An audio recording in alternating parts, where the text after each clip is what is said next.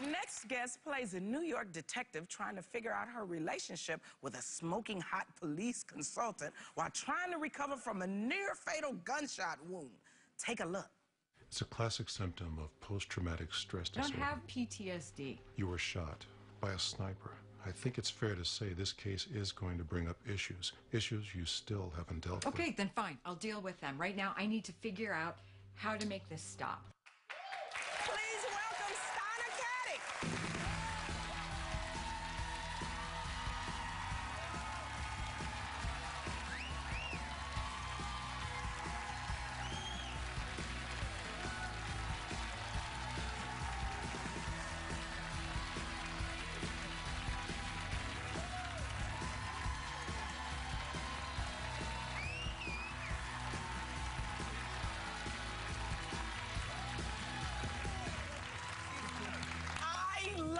Show your character on Castle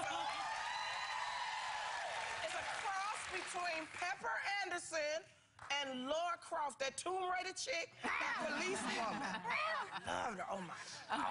So many questions. Okay, but first we'll start with your family. Okay. So you are one of a huge family. There's six children in total. Yes. But in 7 years, in like 7.5 years, yeah. Wow.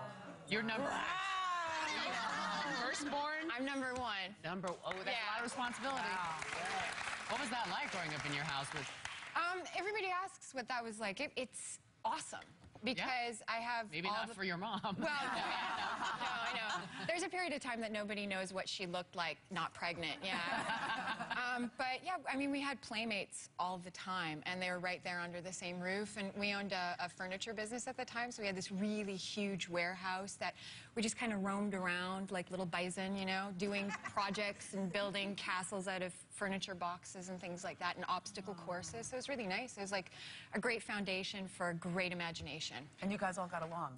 We did. I mean, you know, you have your regular spats as little kids, but I'm very protective of them, and I think that they are of me as well, and I really, really love them, and I really am willing to do anything to make their future as big and as bright as possible. Yeah. That's so sweet. Now,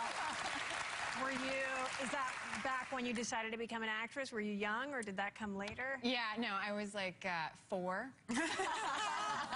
And we were in a little pizzeria, a neighborhood pizzeria, and one of our family friends leaned over and asked me, I can still remember, you know, because people are so huge when you're little, so I think I was up to like halfway up to her knee, and she goes, what do you want to be when you grow up? And I was like, I want to be an actress. And I see my dad being like, no, you mean dentist.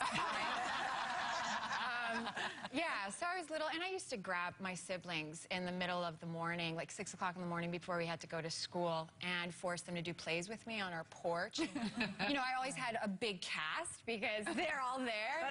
And none of them are actors, are None they? of them are actors, and none of them really need to be actors because they're really just extraordinary individuals in their own right. I mean, I have a brother who rode his bike from Mexico to Canada to Chicago, another one that walked from Mexico to Canada. So they all do really extraordinary, adventurous things on their own. They like to travel in difficult ways. Yes. Yes.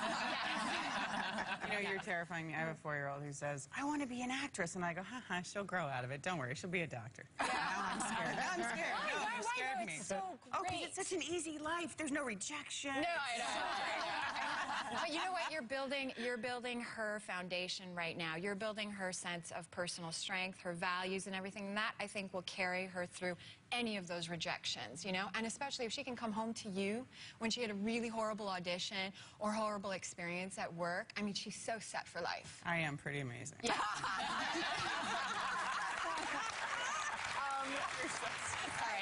So I have a couple quick questions about Castle. I want to make sure we get them in because your character on the show is very tough, very smart. Yeah. But you said you didn't want to be, because it always happens when women play cops, they want to kind of man you up, and you said you didn't want to be like one of the guys on the show. Yeah, you know, I mean, I think that's kind of like an old way of storytelling where a girl, in order to be working in a guy's world, had to be one of the guys. She had to dress like a guy. She had to kind of neutralize herself. And I think we're at a stage where women can be sensual, where they can be feminine, and yet they can have their strength with them. They can still hold authority. And so for me, it was really important that she can be visually feminine, that she can be a woman and enjoy her femininity and still be respected as an authority in the precinct, you know? So that was something that we worked with wardrobe on, with makeup on, with hair on, and the producers were really collaborative on that. We have a great lead producer, Andrew Marlowe, who loves women, and so I think he loved letting her shine as a woman in the end, which is nice. Well, we love the way you're portrayed. Thank you. Stana Katic,